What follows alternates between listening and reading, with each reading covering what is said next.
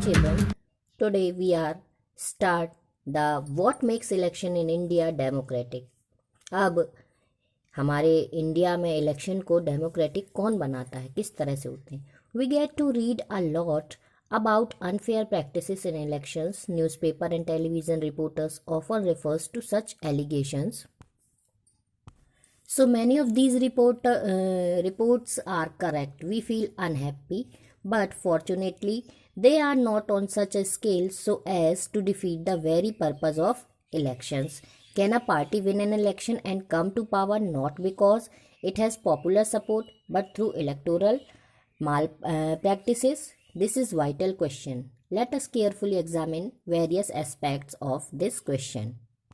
तो न्यूज़पेपर वगैरह में हम सुनते रहते हैं, टीवी न्यूज़ में सुनते रहते हैं कि दूसरी पार्टी जो होती है हारने वाली एलिगेशन लगाती है कि ईवीएम में गड़बड़ी की गई है, वोटिंग काउंटिंग में गड़बड़ी करी है, ये सारी चीज़ें. तो ये सारी चीज़ें सुन के हमारा मन भी ख़राब होता है. लेकिन एक क्वेश्चन उठता है कि क्या ऐसा हो सकता है. तो चलिए हम इंडिपेंडेंट इलेक्शन कमीशन के बारे में पढ़ते हैं. इससे हम और अच्छे से वोटिंग प्रोसेस और काउंटिंग प्रोसेस को समझ सकेंगे, हमारे डेमोक्रेटिक इलेक्शन को समझ सकेंगे. One simple way of checking whether elections are fair और not is to look at who conducts the election. Students, you have to read the chapter deeply and carefully, and word to word I will give you only summary. In our country, elections are conducted by an independent and very powerful election commission. It enjoys the same kind of independence that the judiciary enjoys. The chief election commissioner is appointed by the President of India. But once appointed, the chief election commissioner is not answerable to the president or the government. Even if the ruling party or the government does not like what the commission does, it is virtually impossible for it to remove the ECEC. अब simple और fair election के लिए government ने हमारे यहाँ एक independent department बना रखा है और वह है इलेक्शन कमीशन. और इलेक्शन कमिश्नर को जो होता है हमारे भारत का प्रेसिडेंट होता है वह अपॉइंट करता है. और एक बार अपॉइंट हो जाने के बाद जो इलेक्शन कमिश्नर होता है फिर वो किसी के लिए भी जवाबदेह नहीं होता है, चाहे वो गवर्नमेंट हो, चाहे वो प्राइम मिनिस्टर हो, चाहे वो प्रेसिडेंट हो, किसी के लिए भी नहीं. Very few election commissions in the world have such wide-ranging powers as the Elections Commission of India.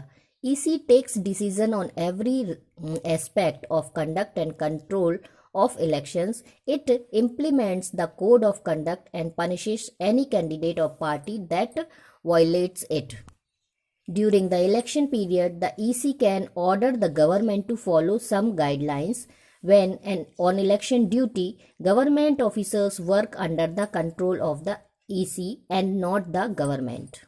अब इलेक्शन कमीशन के पास बहुत से अधिकार होते हैं. वह डिसीजन ले सकता है, इलेक्शन को पूरी तरह से वो कंट्रोल कर सकता है और किस तरह से करवाना है इलेक्शन, वो सारे डिसीजन लेने का जो अधिकार है वो इलेक्शन कमीशन के पास होता है. इसके साथ साथ वह किसी भी कैंडिडेट या पार्टी को यदि कुछ गलत करते हैं तो वो पनिश कर सकता है. और इलेक्शन पीरियड के दौरान जो इलेक्शन कमीशन होता है वो पूरी गाइडलाइन देता है सभी को और सभी को उसे गवर्नमेंट तक को उसे फॉलो करना होता है. और इलेक्शन की ड्यूटी के समय गवर्नमेंट ऑफिसर जो होते हैं वो इलेक्शन कमीशन के अंडर में ही काम करते हैं, ना कि गवर्नमेंट के अंडर में.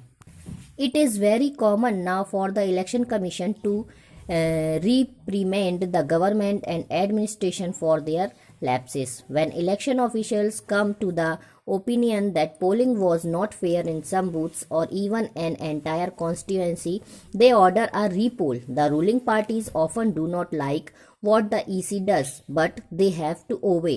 This would not have happened if the EC was not independent and powerful. Election commission के पास यहाँ ये अधिकार भी होता है कि यदि उसे डाउट हो कि अच्छे से चुनाव नहीं किया गया है, कहीं कोई गड़बड़ी हुई है, तो वो फिर से चुनाव का ऑर्डर दे सकता है. सिर्फ एक एरिया में ही नहीं, पूरे देश में भी वो फिर से चुनाव करवा सकता है. और यदि इंडिपेंडेंट और पावरफुल नहीं होता इलेक्शन कमीशन तो ये पॉसिबल नहीं होता है। हालांकि जीती हुई पार्टी ऐसा करना नहीं चाहती है कि फिर से हो इलेक्शन, लेकिन उसे इलेक्शन कमीशन का ऑर्डर मानना ही होता है। Children, you have to read the chapter deeply and carefully. Now, popular participation. People's participation in election is usually measured by voter turnout figures. Turnout indicates the percent of eligible voters who actually cast their vote. Over the last 50 years, the turnout in Europe and North America has declined. In India, the turnout has either remained stable or actually gone up.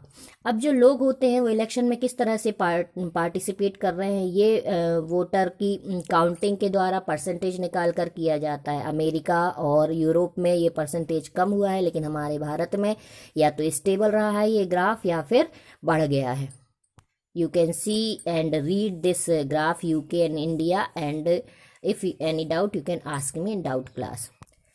In India, the poor, illiterate and privileged people vote in larger proportion as compared to the rich and privileged section. This is an contrast to Western democracies.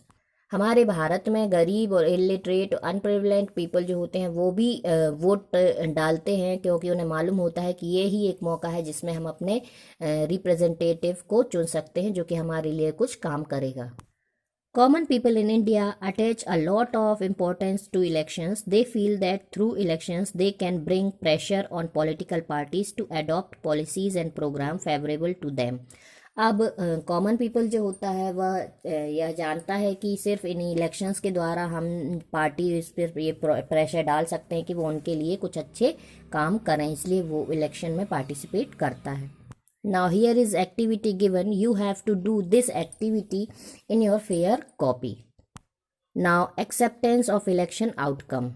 The outcome of India's election speaks for itself. The ruling parties routinely lose elections in India, both at the national and state level.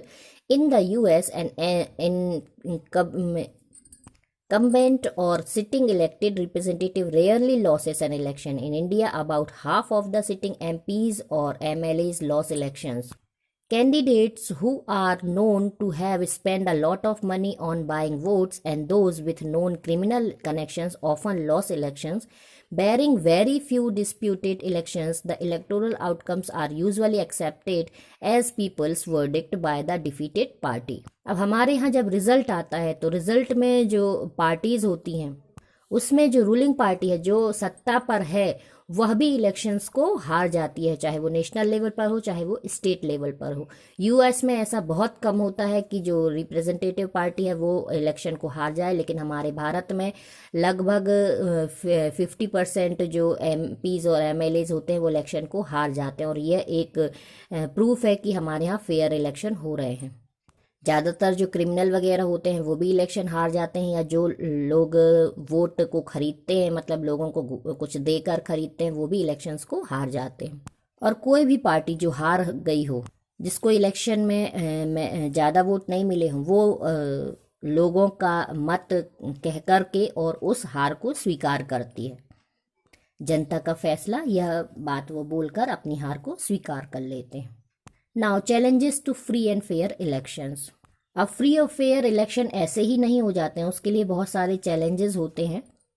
अब वो क्या है? Candidates and parties with a lot of money may not be sure of their victory, but they do enjoy a big and unfair advantage over smaller parties and independence. अब जो candidate जिनके पास बहुत ज़्यादा money होता है वो अपनी जीत के लिए श्योर तो नहीं होते हैं, लेकिन फिर भी उनको दूसरी पार्टीज के मुकाबले में एडवांटेज मिलता है। In some parts of the country candidates with criminal connections have been able to push others out of the electoral race and to secure a ticket from major parties. अब जो कहीं पर जो पावरफुल लोग होते हैं, जो शक्ति में पावरफुल होते हैं, वो दूसरी पार्टीज को पुश करके और टिकट बड़ी पार्टी से टिकट लेने में सफल हो जाते हैं या हो सकते हैं। Some families tend to dominate political parties, tickets are distributed to relatives from these families. अब कुछ जगह पर ये होता है टिकट सिर्फ रिलेटिव्स को मिलता है, या अपने जिनको लोग चाहते हैं कि ये हमारे वाले हैं इनको हम दें, तो उन्हें मिलता है।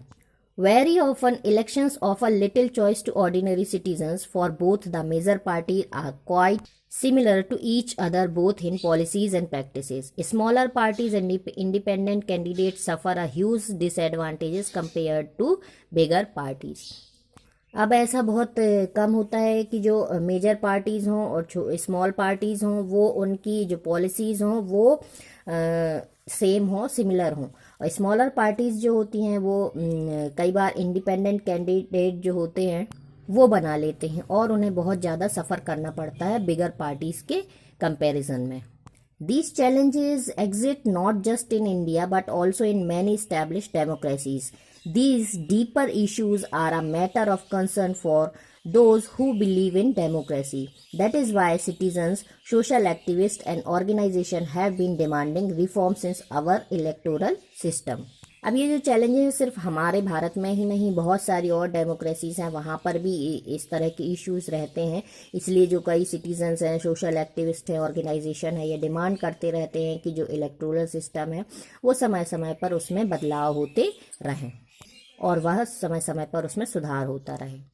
Now here are some facts on Indian elections. Comment on each of these, say whether they reflect the strength on the weaknesses of our electoral system. अब ये आपको बताना है, इसमें इसको रीड करेंगे और बताएंगे कि कौन सा जो है हमारे इलेक्टोरल सिस्टम को वीक कर सकता है। Students, you have to read the chapter deeply and carefully and word to word. Children, this is the page number 52 and here is your exercise given of lesson 3. So you electoral politics. So you have to do this exercise and also the other activities in your fair copy. And in the next video, we will start the geography chapter number 3. So dear children, complete your fair copy and read the chapter carefully.